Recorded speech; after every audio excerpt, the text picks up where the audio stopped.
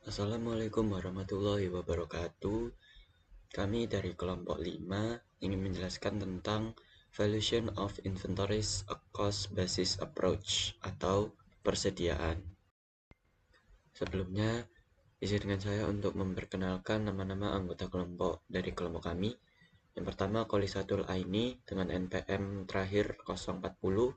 Yang kedua, Kuni Solihatan Nadia dengan NPM terakhir 333. Yang ketiga, Cinta Alfa Maulidia dengan NPM terakhir 336. Dan yang terakhir, Evan Safaras Azikra dengan NPM terakhir 396. Di sini saya akan menjelaskan tentang pengertian dan klasifikasi persediaan. Pengertian persediaan adalah barang aset yang dimiliki perusahaan untuk dijual dalam kegiatan bisnis normal atau barang yang digunakan atau dikonsumsi dalam produksi barang yang akan dijual. Deskripsi dan pengukuran persediaan memerlukan perhatian dengan cermat. Investasi dalam persediaan seringkali merupakan aset lancar terbesar dari bisnis perdagangan retail atau manufaktur. Ada 3 klasifikasi persediaan menurut perusahaan manufaktur, yaitu persediaan bahan baku, yang kedua persediaan barang dalam proses, dan terakhir persediaan barang jadi. Selanjutnya saya akan menjelaskan tentang alur biaya persediaan. Alur biaya untuk perusahaan adalah sebagai berikut. Persediaan awal ditambah harga pokok pembelian adalah harga pokok penjualan. Saat barang terjual, barang tersebut dialokasikan ke harga pokok penjualan. Barang yang tidak terjual hingga akhir periode mewakili persediaan akhir. Pada saat ini, saya akan menjelaskan tentang dua sistem pencatatan persediaan, yaitu sistem perpetual dan periodik. Yang dimana perpetual itu sistem yang mencatat perubahan persediaan secara terus-menerus. Dengan sistem ini, perusahaan ini tuh bisa langsung mengetahui berapa jumlah persediaan yang tersedia tanpa harus menunggu periode. Sistem ini biasanya digunakan oleh perusahaan yang sudah memakai sistem komputer atau sistem kasir modern. Sedangkan sistem persediaan periodik adalah sistem yang pencatatannya itu dilakukan berkala atau di akhir periode tertentu. Dalam sistem ini, pembelian tidak langsung dicatat ke akun perusahaan, tetapi dicatat terlebih dahulu ke akun pembelian. Kemudian pada akhir periode, perusahaan itu akan menghitung persediaan yang masih ada secara fisik untuk menentukan jumlah persediaan yang sebenarnya. Jadi, perbedaan utama dari kedua sistem ini itu adalah pada waktu pencatatannya. Sistem perpetual mencatat secara langsung setiap transaksi, sedangkan sistem periodik itu mencatat dan menghitung persediaan pada akhir periode. Tanya ada pengendalian persediaan, yang dimana pengendalian persediaan ini tuh sangat penting bagi perusahaan karena perusahaan harus memastikan bahwa stok barang selalu tersedia dalam jumlah yang cukup. Jika persediaan terlalu sedikit, perusahaan bisa kehilangan kesempatan penjualan dan pelanggan. Namun jika persediaan terlalu banyak, perusahaan juga akan menanggung biaya penyimpanan yang lebih besar. Karena itu, perusahaan itu harus merencanakan dan mengawasi jumlah persediaan dengan baik agar tetap seimbang antara kebutuhan penjualan dan biaya penyimpanan.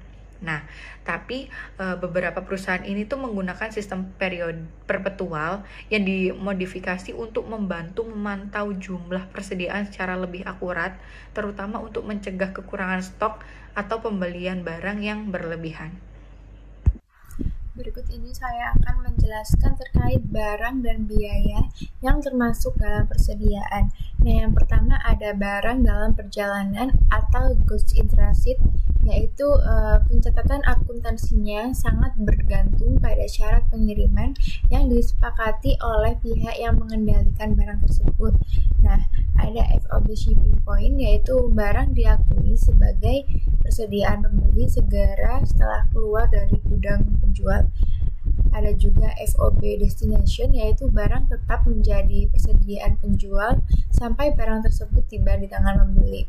Nah, yang kedua ada barang konsinyasi atau consigned goods, yaitu barang yang dititipkan untuk dijualkan oleh pihak lain.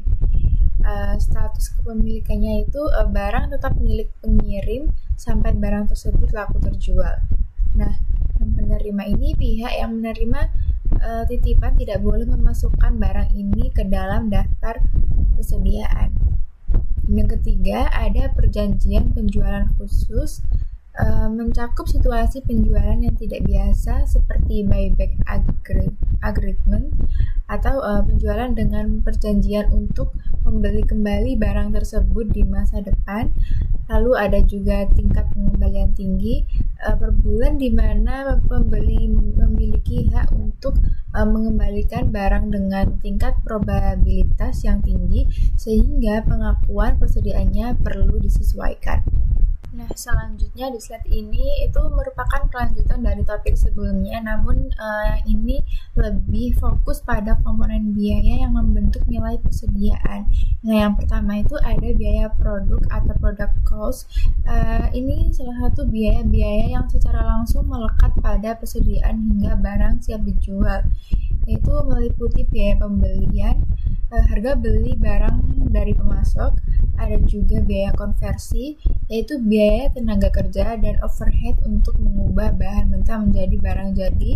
Dan yang terakhir ada biaya lain-lain, biaya yang timbul untuk membawa persediaan ke lokasi dan kondisi saat ini. Nah, yang kedua ada biaya periode atau period cost. Biaya ini tidak dimasukkan ke dalam nilai persediaan karena tidak terkait langsung dengan produksi atau perolehan barang. Nah, contohnya ada biaya penjualan, biaya administrasi dan umum, dan biaya bunga. Lalu yang ketiga ada diskon pembelian.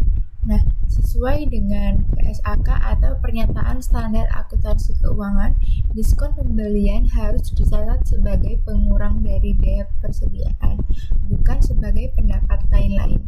Nah, artinya ini nilai persediaan yang dilaporkan adalah nilai bersih setelah dikurangi diskon. Nah, oke, yang selanjutnya kita akan membahas terkait asumsi aliran biaya. Nah, di sini dijelaskan ada dua metode dalam penilaian persediaan, yaitu metode identifikasi spesifik dan metode biaya rata-rata. Nah, metode identifikasi spesifik adalah metode yang mencocokkan biaya aktual setiap barang dengan barang yang dijual. Nah, artinya setiap barang yang ada dalam persediaan itu dapat diketahui secara jelas berapa harga perolehannya. Nah, dengan metode ini, perusahaan itu dapat menentukan secara tepat biaya yang terkait dengan barang yang dijual maupun barang yang masih tersisa di gudang. Nah, metode identifikasi spesifik itu biasanya digunakan pada perusahaan yang menjual barang dengan bernilai tinggi atau barang yang memiliki karakteristik khusus. Contohnya seperti mobil, rumah, perhiasan, atau barang elektronik tertentu yang memiliki nomor seri atau identitas masing-masing. Nah, karena setiap barang berbeda, maka biaya per unitnya itu juga dapat diidentifikasi secara khusus. Nah, namun metode ini tuh kurang praktis jika digunakan pada perusahaan yang memiliki jumlah persediaan yang sangat banyak dan barangnya itu relatif sama. Nah, oleh karena itu banyak perusahaan menggunakan metode lain yang lebih sederhana. Nah, salah satunya adalah metode biaya rata-rata. Nah, pada metode biaya rata-rata ini, nilai persediaan itu dihitung berdasarkan rata-rata biaya dari semua barang yang tersedia dalam periode tertentu. Nah, jadi harga setiap unit barang itu dianggap sama, yaitu berdasarkan biaya rata-rata tersebut.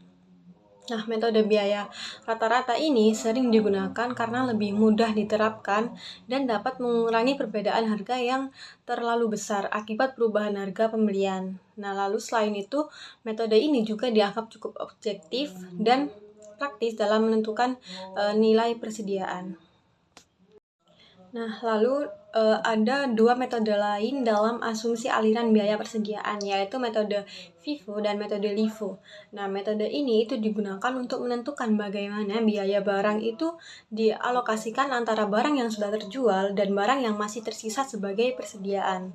Nah, metode FIFO atau first in first out itu mengasumsikan bahwa barang yang pertama kali dibeli merupakan barang yang pertama kali dijual atau digunakan dalam produksi.